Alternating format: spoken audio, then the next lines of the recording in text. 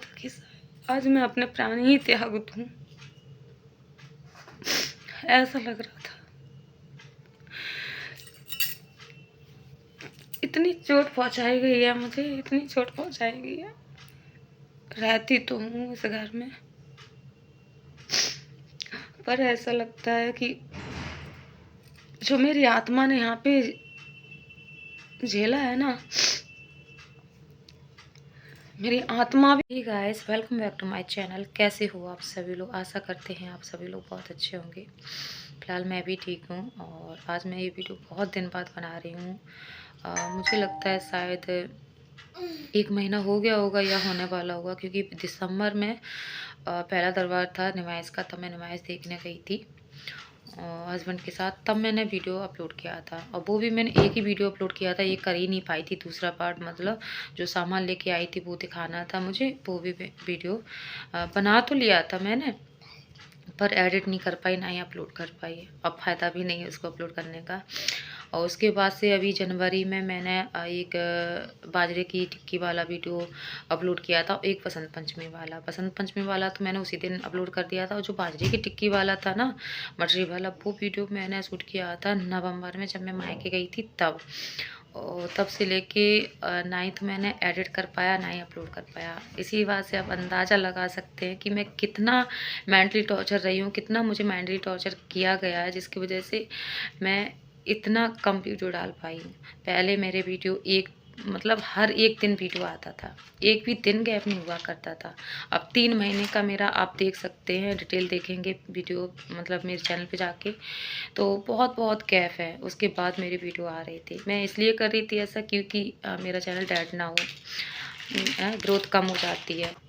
फिर भी मैं शॉर्ट्स वीडियो अपलोड करती रही थी भगवान जी के, कुकिंग वाले। जैसे कभी कभी मैंने शूट कर लिए करे थे कुकिंग वाले, तो वो पुराने वीडियो थे, उन्हीं को मैंने अपलोड किया है। नए वीडियो एक भी उसमें से नहीं थे, और भगवान जी के ही मैं अपलोड करती रही शॉर्ट्स में, इसलिए क्योंकि ग्रोथ कम ना हो चैनल की, इसलिए।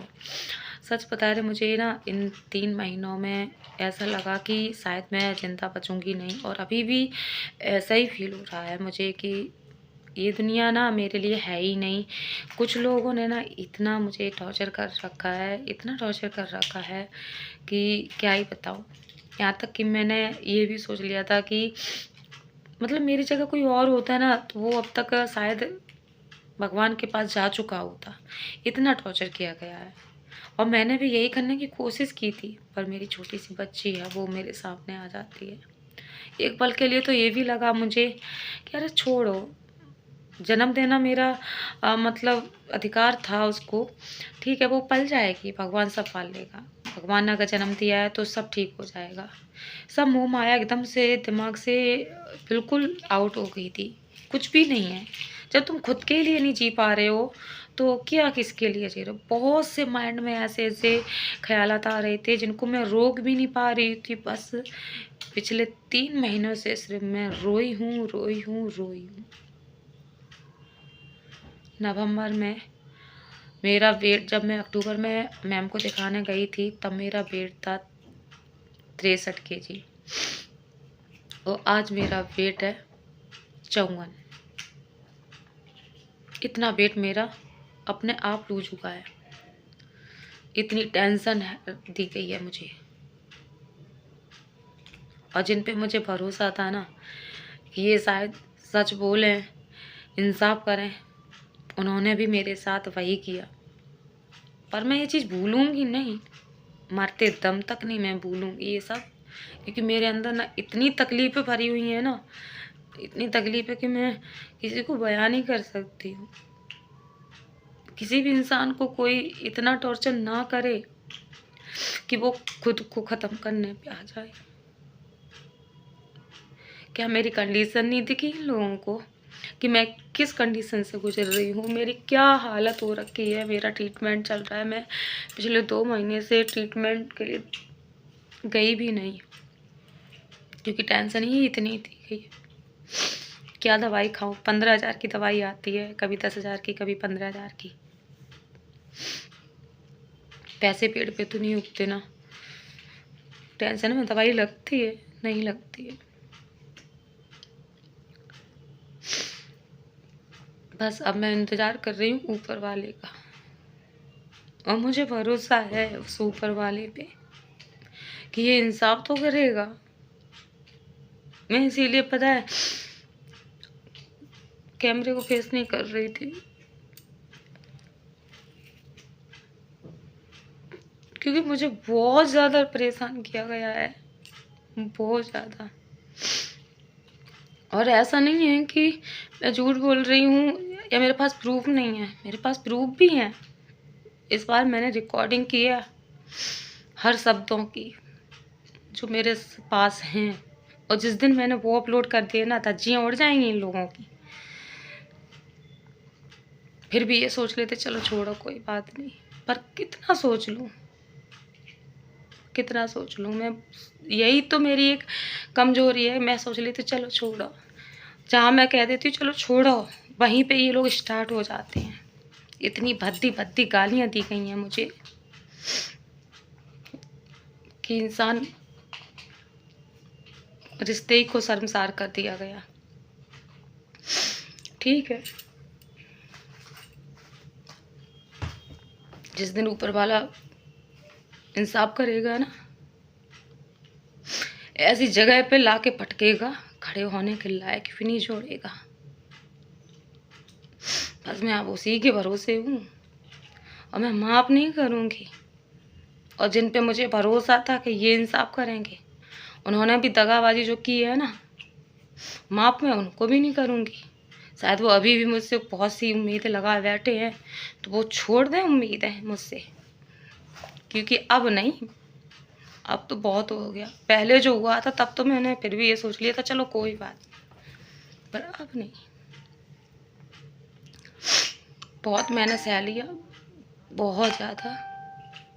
अभी 2-4 दिन पहले मेरे हस्बैंड आए थे किसी काम को लेके, मैं उनसे भी बात नहीं की है बहुत दिनों से।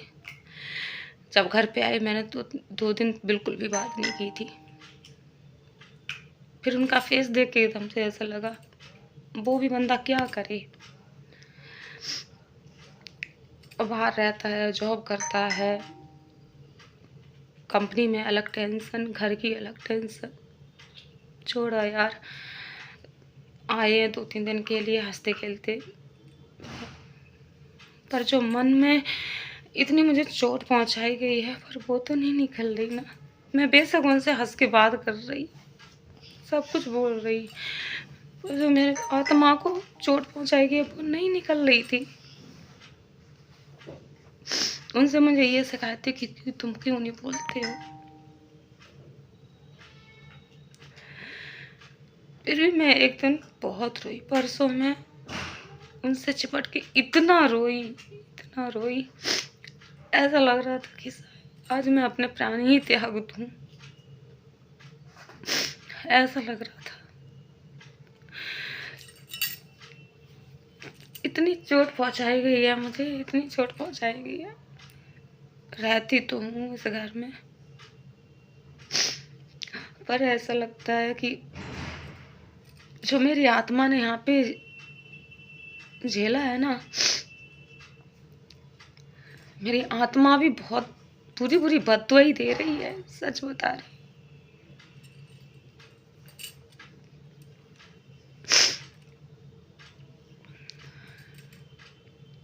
मैंने कभी किसी के साथ गलत नहीं किया है, मैंने कभी झूठ नहीं बोला है, ना ही मेरे माँ बाप ने झूठ बोलना मुझे सिखाया है। मुझे चिढ़ किस बात पे होती है मालूम है? कोई बंदा कहे अगर मैं गलती करूं तो मुझसे बोलो तुमने ये गलती की है, तो मैं कह दूंगी हाँ मैंने की है। अगर जहाँ मेरी गलती नहीं है वहाँ भगवान भी उतर के आके कह दें कि तुम्हारी गलती है, तो मैं मानूंगी नहीं, क्योंकि मैंने गलती जब की नहीं तो की नहीं है। और मुझे कोई झूठा साबित करता है तो इतनी चिड़चिड़ी होती है मेरे अंदर कि ये झूठ क्यों बोल रहा है, जबकि मैंने ऐसा किया नहीं है। मुझे झूठ से इतनी नफरत है कि जो बात है, देखो झूठ झूठ ही होता है, सच सच ही होता है। सच को बोलने के बाद कोई भी झूठ, कोई भी वो नहीं होता है। एक झूठ बोलने के बाद ना जाने कितने झूठ बोले जाते हैं उसको छुपाने के लिए। तो ऐसा करो ही क्यों जो 10 झूठ और बोलना पड़े। क्या पता नहीं कि सबका लेखा जोखा ऊपर होता है? चाहे तुम सच बोल रहे हो, चाहे झूठ बोल लो, कुछ भी कर लो, सबका लेखा जोखा ऊपर होता है। वो सब कर रहा है, पर कर्म अच्छे चल रहे हैं तब तक तो ठीक है। जिस दिन उसकी लाठी पड़ेगी ना, उस दिन देख लेना क्या हाल होता है। और होगा ज़रूर, क्योंकि मेरी आत्मा को 4 साल से टॉर्चर किया गया है। 4 साल से मैंने बहुत झेला है। आज मैं यहाँ पे भड़ास निकाल रही हूँ, पता नहीं क्यों, पर मैं चाह नहीं रही थी कि मैं कैमरे को फेस करूँ, क्योंकि मुझे बहुत तकलीफ पहुँचाई गई है।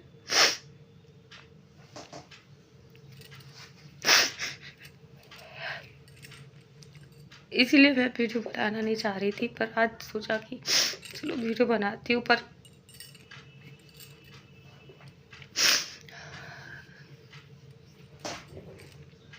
ऐसा लगता है किसी को मैं अपनी पूरी बात बोलूँ, एक एक बात शेयर करूँ उससे कि मेरे साथ क्या हो रहा है, क्या क्या हुआ है, क्या नहीं, कितना मुझे टॉर्चर किया गया, कितना नहीं, ये सब मैं बोलूँ किससे? रात को जब मैं उठती हूँ, रोती हूँ, तो मैं भगवान से ही कहती हूँ कि भगवान मेरे एक एक आंसुओं का बदला जरूर लेना।